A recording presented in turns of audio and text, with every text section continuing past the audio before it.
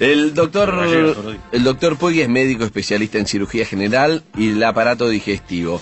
Es fellow en cirugía por la Facultad de Medicina de la Universidad de Harvard en Boston, miembro de la Academia de Ciencias de Nueva York, Asociación Americana del Avance de Ciencia, un montón de cosas. Yo le dije, está sobrecapacitado para esta entrevista. Pero, respecto a cómo es nuestro cerebro desde el punto de vista de la medicina, ¿qué podemos hacer emocionalmente? De cosas que por ahí uno a veces intuitivamente habla, pero no puede bien conocer cómo se producen, y vos como médico los explicás muy bien.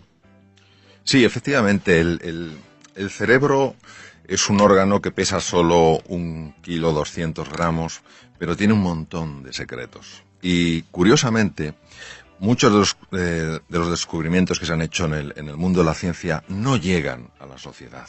Y podrían ayudar tanto a la hora de conocernos y a la hora de comprendernos, entender por qué a veces nos enfadamos, por qué a veces nos desesperanzamos, por qué a veces nos agobiamos. Y lo que intento, de alguna manera, es traer esa investigación que hay en el mundo de la neurociencia, sobre todo en la neurociencia afectiva, para que cualquier persona pueda encontrar claves para gestionar mucho mejor su vida.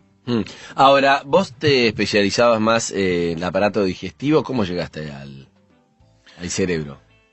Desde muy pequeñito yo tenía pasión por las neurociencias, y aunque la cirugía general del aparato digestivo fue mi campo, digamos, de trabajo a lo largo de 26 años, siempre estuve conectado con los temas del cerebro. De hecho, dediqué 2 años de mi vida a trabajar en un instituto de neurociencias y he estado constantemente conectado con las neurociencias.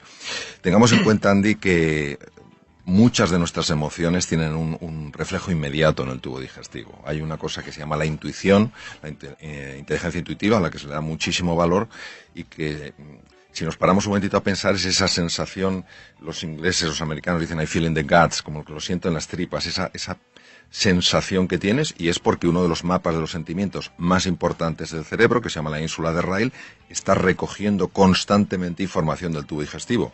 Pará, porque eso ya me interesa, porque la otra vez habíamos hablado con un cardiólogo diciendo, cuando vos estás mal del corazón porque, no sé, te deja alguien, es como una angustia, y si había algo más literal o poético o había una realidad. Vos decís que cuando uno, esa cosa de la entraña que la sentís, tiene una explicación real, no es algo poético. El nudo en el estómago. El nudo en el estómago, la angustia que se te cierra el estómago, que no querés comer. Exacto. Lo que dijo ese cardiólogo es absolutamente así. Se han identificado 3 cerebros. El que es más conocido, el que está en la cavidad, en el interior de la cavidad craneal, es uno. Luego hay un cerebro en el corazón y hay un cerebro en el tubo digestivo. Para que te hagas una idea, la hormona más importante en los estados de serenidad, de calma, que es la serotonina, el 90% de la serotonina se produce en el tubo digestivo. Esto podría explicar muchas veces por qué cuando una persona está nerviosa y come algo, pues también tiene esa sensación de calma. Esos cerebros, los 3 cerebros... El chocolate. El chocolate, exactamente. Aparte que el chocolate facilita la generación de un neurotransmisor, pues que hace, entre otras cosas, que nos sea más difícil dormirnos y ayuda a estar alerta.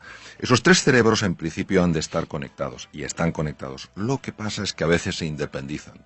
Cuando se independiza el cerebro del tubo digestivo, la persona tiene un montón de incomodidades, lo que se llama el colon irritable, espasmos, alteraciones en la digestión. Y muchas veces, desde el punto de vista de la medicina, hay opciones muy pobres para que esa persona tenga menos dolencias. Sin embargo, cuando esa persona reduce su ansiedad, cuando esa persona ve la vida con más ilusión, con frecuencia y de forma natural, aunque pueda llevar un tiempo, ese tubo digestivo vuelve a sincronizarse, por decirlo de alguna manera, con lo que es el tejido cerebral fundamental en el interior de la cavidad craneana.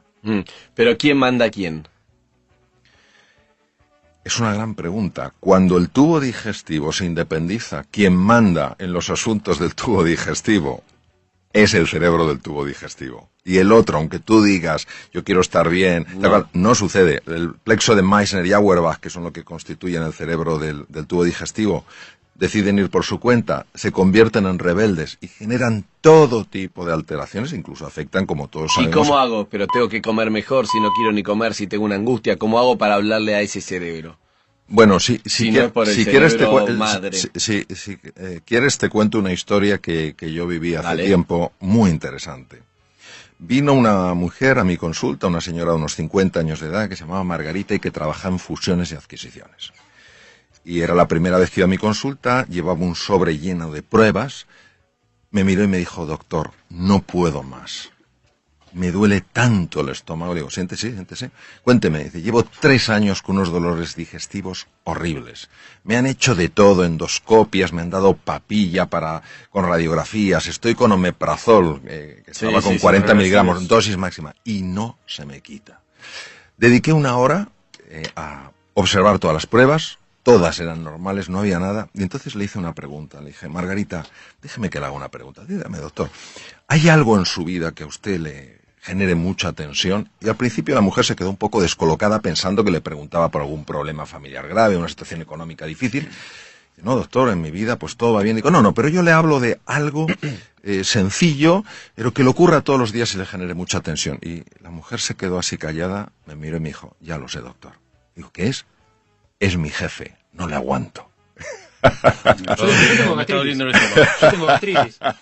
Y entonces le dije, pues ya tenemos el remedio para su estómago. Y recuerdo perfectamente... Cambia de trabajo. No, fíjate, recuerdo perfectamente que me miró y me dijo, ¿otra endoscopia? Digo, Margarita, si se la han hecho hace 2 meses, ¿me subirá la dosis de omeprazol? Digo, Margarita, hasta dosis máxima. Dice, entonces, ¿qué me sugiere? Y le dije, pues a partir de ahora, cada vez que vaya a su trabajo y vea a su jefe, le va a sonreír. Yo creo que me miró pensando que había topado con el cirujano más imbécil del mundo mundial. Y lo primero que me dijo fue, doctor, mi jefe no se lo merece. Y ahí la agarró. Estaba ya súper tensa y colorada y le digo, si no es por él, es por usted. Y me dice, no me va a salir. Digo, pues finja. Digo, pero es que lo que usted me pide es imposible. ¿Cuánto tiempo lleva usted con dolor de estómago, Margarita? 3 años. ¿Y cómo se ve así? Es horrible. ¿Por qué no lo prueba? Se fue y yo, francamente, no sabía si lo iba a probar. Más bien pensaba que no. A las 2 semanas mi enfermera salió para llamar al siguiente enfermo y era Margarita. Se asomó por la puerta, me miró y me dijo, doctor, si no lo veo, no lo creo. Siéntese, cuénteme. El primer día tuve que utilizar todos los músculos del cuerpo para esbozar una tenue sonrisa. Pero conforme fue pasando el tiempo, sucedieron cosas muy curiosas. La primera es que mi jefe empezó a cambiar. La segunda es que dejó de dolerme el estómago, pero la tercera es muy llamativa. Verá, yo no le dije, me comentó, que aparte del omeprazol tomaba sobrecitos de Almax. El Almax es un producto que tú te lo bebes para calmarte de forma inmediata el dolor de estómago. Es un alcalinizante. Entonces, mis compañeros en la oficina se dieron cuenta que no estaba tomando cada 2 por 3 el Almax. Y me preguntan, Margarita, ¿pero por qué no tomas el Almax? Y dice, pues porque he estado con un médico y se me ha quitado por completo el dolor de estómago. Dice, doctor, prepárese que le viene toda la oficina. Claro, porque por el jefe. Aquí la sonrisa tiene la capacidad de alterar el circuito de la angustia, ya que está mandando un mensaje al cerebro de que todo está bien. Si aguantas la sonrisa, el cerebro necesariamente tiene que hacer algo para adaptarse a ese mensaje. Aunque sea fingida. Aunque sea fingida. Es increíble porque, es increíble porque no es una nota espiritual que te le dice hay que ser feliz, hay que sonreír, que no la estamos desmereciendo, pero te lo dice alguien que es especialista del sistema digestivo, especialista de Harvard, y él lo que está diciendo es algo científico, sí. Para que no sea como vos sonreírle a la vida, que la vida te devuelve. Es algo científico que él dice, tu cerebro le ordena como que al reírte dice todo está bien, o sea, cambiás la cara de orto, por decirlo de alguna manera. Le decís como que todo está bien y entonces todo el cuerpo entiende que todo está bien. O sea, como que el cuerpo es un reflejo de lo que vos ordenás. Y si vos le pones todo el tiempo la cara de amargado, tu cuerpo va recibiendo eso. Es eso que estás diciendo es absolutamente... Yo estoy diciendo lo que estás diciendo vos. Es absolutamente así. La sonrisa auténtica, respecto a tu pregunta, que la descubrió en 1862 Duchenne, es una sonrisa que no es fingida, en la cual el músculo orbicular del párpado se contrae, es involuntario. Esta es la más potente. Sin embargo, incluso fingiéndola, no hablo de la sonrisa irónica, como me estoy riendo de ti, tal cual, sino haciendo ese esfuerzo por sonreír sin que te apetezca, ese arco que va al cerebro tiene literalmente la capacidad de cambiar estado emocional. Lo mismo que utilizar palabras positivas. En Boston se hizo un estudio, en el hospital donde yo estaba, se proyectaron unos unos slides que tenían palabras negativas, una serie de voluntarios. Estuvieron unos minutos observando las palabras negativas. Imaginaros, pozo, oscuridad, problema, dificultad, imposibilidad. Se les sacó sangre y se les tomó una muestra de saliva para una técnica que se llama radioinmunoensayo, que es medir hormonas. Se observó una elevación del cortisol. El cortisol es la hormona del miedo. Se cambiaron las palabras y el cortisol inmediatamente bajó. Es decir, nuestras palabras abren espacios emocionales, llaman a determinadas imágenes. Todo esto nos tiene que dar un montón de ilusión y un montón de esperanza, porque quiere decir que en la gestión de nuestra cara, en la gestión de nuestras palabras, en la gestión de las acciones que llevamos a cabo, está también la gestión de nuestro mundo emocional. Pero entonces te voy a preguntar algo clave. Cuando alguien dice, esta persona se enfermó por lo amargado que estaba, vos estás diciendo que puede ser un poco cierto, digamos, que es repetidamente esta persona refleja que está triste o está amargada o lo que sea, entonces va mandando la orden al cuerpo, y ese cuerpo con un dolor de panza 3 años lo puede sostener, pero por ahí repetidamente algo más que se va haciendo mal termina generando una enfermedad. Eso es por eso que uno dice cuando está amargado, dice, ¿qué tiene que ver? Es literalmente así. La Universidad de Harvard, que es la pionera en el mundo en estos estudios, ha demostrado que entre el 60 y el 90% de las consultas a médicos generales en el mundo occidentalizado son debidas a lo que se llaman emociones tóxicas. Por ejemplo, eso, la amargura, la frustración. Poner un ejemplo muy sencillo y muy clarito. Cuando tenemos estas emociones tóxicas, el resentimiento, la ira, la frustración, de una manera estable, segregamos mucho esa hormona que se llama el cortisol. El cortisol se acopla a la membrana de los glóbulos blancos, de los linfocitos, es decir, células que nos protegen frente a bacterias, virus y tumores, y no la dejan funcionar. Por eso es más fácil tener un catarro, tener una gripe, etcétera. Esto es algo importantísimo que lo conozcamos, porque nos da mucha sensación de soberanía personal, de que podemos hacer realmente cosas para cambiar nuestros estados emocionales. ¿El estrés tiene que ver con eso? Cuando uno dice se enfermó por estrés, y el estrés que no dormís, estás todo el tiempo nervioso, alerta, ¿es un poco eso? Verás, el estrés es el gran desconocido, porque cuando oímos la palabra estrés, enseguida pensamos que es algo malo. El estrés es la reacción del organismo en su conjunto ante una perturbación que ha habido. Bien sea una perturbación externa, vamos por la calle y vemos un animal peligroso, o una perturbación interna, me tomo 27 bollitos y me sube muchísimo el azúcar. Hay una parte de ese estrés que es positiva, que se llama eustrés, la que me hace que esté más concentrado. Por ejemplo, yo aquí, pues vengo con muchísima ilusión, es un programa de radio importantísimo, pero es una perturbación en mi vida, yo normalmente no estoy aquí. Entonces, esto hace que esté más concentrado, que esté más atento a lo que decís, más atento a las expresiones de vuestro rostro. Esto es positivo y es eustrés y me ayuda a crecer. Yo cuando salga de aquí, como persona, he crecido. Sin embargo, hay una forma de estrés que se llama distrés, que es el que te anula, que es el que te frustra, que es el que te amarga y el que te hace daño. El distrés, hoy en día, se sabe que la causa número 1 es internamente, constantemente, estarnos hablando de una manera que, lejos de ayudarnos, lo que nos está es bloqueando. Nunca lo vas a conseguir, si es que es imposible, si es que eres un torpe, te faltan títulos académicos, no sé qué tal cual. Y es que se ha podido fotografiar, porque hay tecnología que se llama resonancia funcional magnética, para ver qué ocurre en el cerebro. ¿Qué áreas del cerebro se iluminan? Exacto, qué áreas del cerebro se iluminan cuando esa persona que ha sido atrapada hábilmente por entre comillas, engaños psicológicos, empieza ella a generar esas conversaciones. Y se han observado, por ejemplo, cambios importantísimos en el riego sanguíneo del cerebro. Pero ¿cómo hago? ¿Me tengo que mentir como Margarita? ¿Tengo que decir, vos sí podés, aunque no te la creas? ¿Cómo lo das vuelta? Esa es una magnífica pregunta. Mira, nosotros vivimos en espacios de la realidad. Es decir, lo que vemos es solo una parte de lo que es. No cabe duda que la vida tiene partes feas y partes muy duras. Y negarlas es negar la realidad. Lo único es que junto a esa parte de la realidad que no nos gusta, podemos también buscar esa parte de la realidad que existe. Es decir, esto no hay, esto no funciona. Bueno, ¿cómo podría hacer que funcionara? Ten en cuenta que donde nosotros llevemos la atención van nuestras emociones y se hace más real para nosotros. Es decir, si solo estamos enfocados en el aspecto negativo de las cosas, llega un momento, literalmente, en el que aunque haya algo positivo y valioso, no lo podremos ver, es imposible verlo. La percepción es una construcción cerebral. Entonces, si yo estoy filtrando todo lo positivo, al final creeré que vivo y lo negro. crees, y por ahí el otro que está alrededor tuyo te dice, pero mirá, tenés esto y esto, y vos no lo podés ver. Aunque otro te diga, un tercero te diga, mirá esta realidad, Bueno, todo pasa, sí. es tu propia realidad que ya no Naturalmente la que ves. sí, hay lo que se llama el sesgo de atención, es decir, cada uno tiene su sesgo de atención. Hay personas, por ejemplo, y antes os he estado escuchando que habláis de la mentalidad positiva, Sí. hay personas que viven en un mundo de oportunidad, no niegan la realidad de los problemas, tampoco niegan la posibilidad de las oportunidades. Y hay personas que viven constantemente en un mundo de amenaza.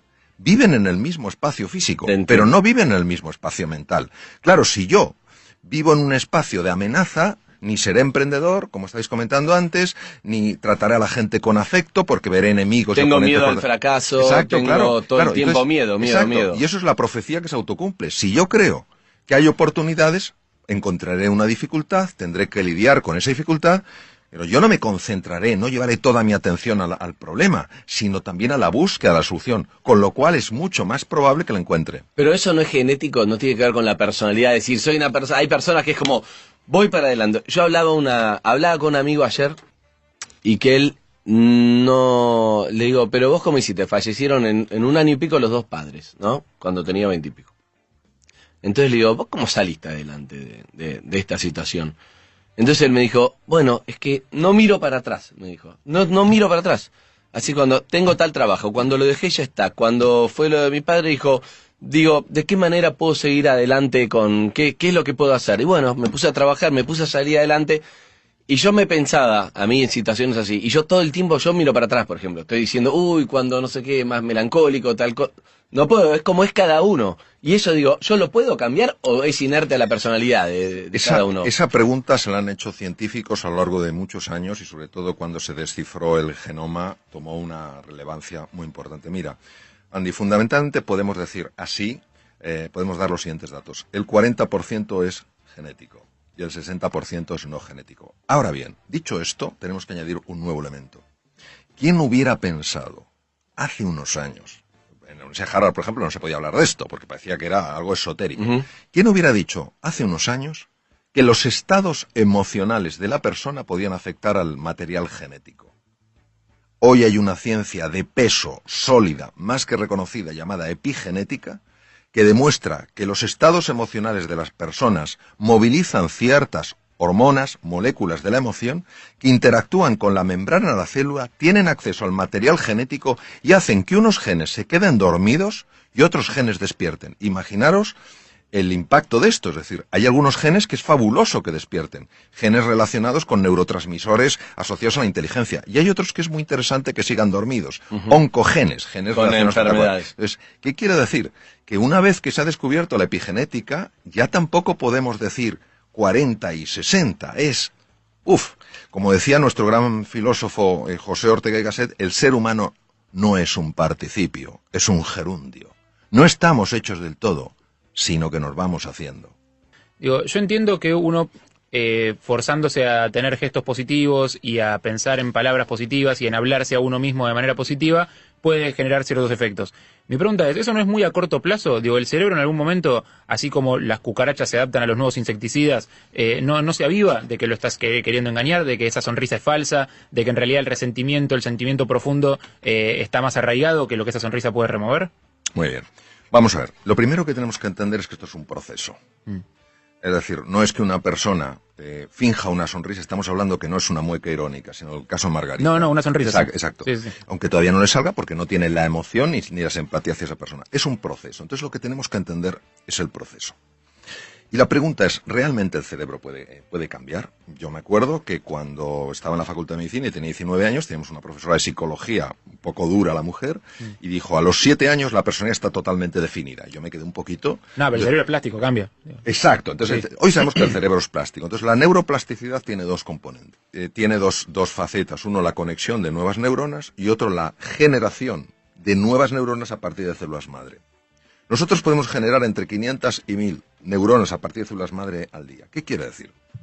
Quiere decir que cuando nosotros estamos buscando el lado positivo de la vida, sin negar que hay un lado muy duro, muy doloroso y muy desfavorable, estamos cambiando la estructura física del proceso. Para que estamos influenciando sobre para qué van a servir las nuevas neuronas que se crean. Exacto, el nuevo tejido cerebral. Entonces, ten en cuenta que las células madre tienen que viajar 1 milímetro hasta el hipocampo y ahí en 21 días se han convertido en nuevas neuronas. Estas nuevas neuronas de la memoria y el aprendizaje reestructuran toda nuestra personalidad porque tienen conexiones a la corteza cerebral. ¿Qué quiere decir? Que en el fondo estamos reinventando nuestro cerebro y va pasando el tiempo. Y si nos mantenemos, si seguimos con nuestras caídas, con nuestras desesperanzas, diciendo esto es una tontería, pero volviéndolo a tomar, llega un momento en el que el cerebro realmente, físicamente cambia y de manera natural empiezas a ver con especial facilidad aquello de la vida que sí está bien. Con lo cual, tu forma de relacionarte con la vida es radicalmente distinta porque te relacionas con más ilusión, con más alegría. ¿Niegas el problema? No, pero das más peso a la oportunidad. Ok, está bueno.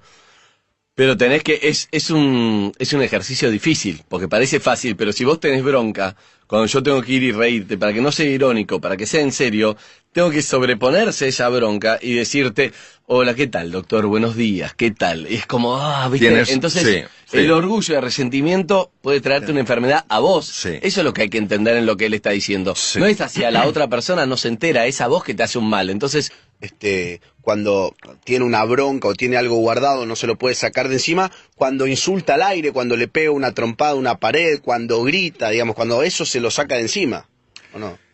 Mira, eso es verdad. La sensación que una persona tiene en esos momentos es de liberación. Lo que se ha visto es que cuando se utiliza con frecuencia ese canal, el tejido cerebral dedicado a la expresión violenta de las cosas aumenta.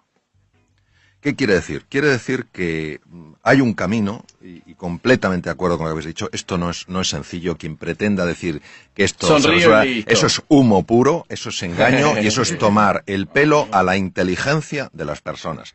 Es un proceso que requiere un compromiso enorme y ese compromiso solo llevas a cabo cuando eres consciente, un poco lo que decías tú, Andy, del precio que estás pagando, del precio que has pagado y del precio que vas a seguir pagando en tu vida. Pero que garantizás que funciona, que está comprobado. Sí, quiero decir que... Eso es lo que me importa rescatar.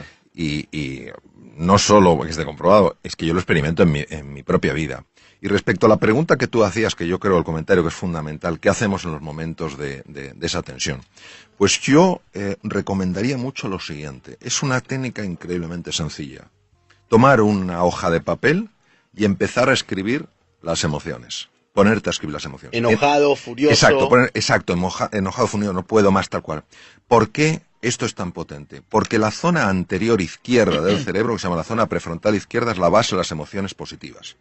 Cuando nosotros, una emoción que la tenemos ahí y que nos está desbordando, pero que todavía no la hemos articulado en el lenguaje, empezamos a articularla en el lenguaje, a la fuerza para poderla articular en el lenguaje, para poderla escribir, tiene que pasar por la zona prefrontal izquierda. ¿Y entonces qué pasa cuando pasa por ahí? Pues imaginaros un hierro súper caliente que lo haces pasar por un tanque de agua fría. Entonces, no es que la temperatura, ese aumento de temperatura desaparezca por completo, pero sí se aminora. Y en ese momento ya puedes gestionar. Luego, otra cosa importantísima y que se ha demostrado de una utilidad máxima es, en esos momentos, cuando uno está así, uno es peligroso. Es increíble porque mi papá viene siempre, es sexólogo, mi padre médico, viene acá siempre con una frase que recién lo entendí desde el punto de vista de la neurociencia. Él siempre dice, lo que se verbaliza deja de ser peligroso. Y es exactamente lo que acabas de decir, que vos lo explicaste por qué es así, porque hay algo negativo que pasa por el otro lado del cerebro y eso lo tranquiliza. Entonces, o hay que decirlo o hay que escribirlo, está diciendo todo lo que uno siente. Lo que hoy sabemos desde la neurociencia, que han pasado muchos años, es que hay muchos elementos químicos y cuando hay esa frustración y esa tensión, hay una química que nos convierte en personas peligrosas. En ese momento, si tú vas a tu casa, vas a ver a tus hijos, vas a ver a tu mujer, a tu marido, a quien sea, y les vas a ver como oponentes, es decir, les deshumanizas. Entonces, hay otro sistema súper sencillo y súper potente para reducir esto, que es el ejercicio físico. No hablo de irse a un gimnasio, hablo de que en esos momentos de tensión empezar a andar deprisa por la calle. Los demás pensarán... Caminar. Claro, pero caminar acelerando el corazón y la respiración. ¿Por qué? No caminar normal. No caminar normal. Tienes que hacer así, como si fueras a perder el autobús, pero sin estar Sí. corriendo. ¿Por qué? Porque al hacer eso hay dos cosas que se ponen en marcha. Una de ellas se llama, o dos hormonas, se llama la oxitocina.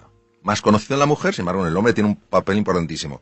Y el otro es la beta-endorfina. Ambas hormonas tienen la capacidad de desconectar un núcleo cerebral que se llama la amígdala. La amígdala y el hipotálamo son las bases de las reacciones de ira.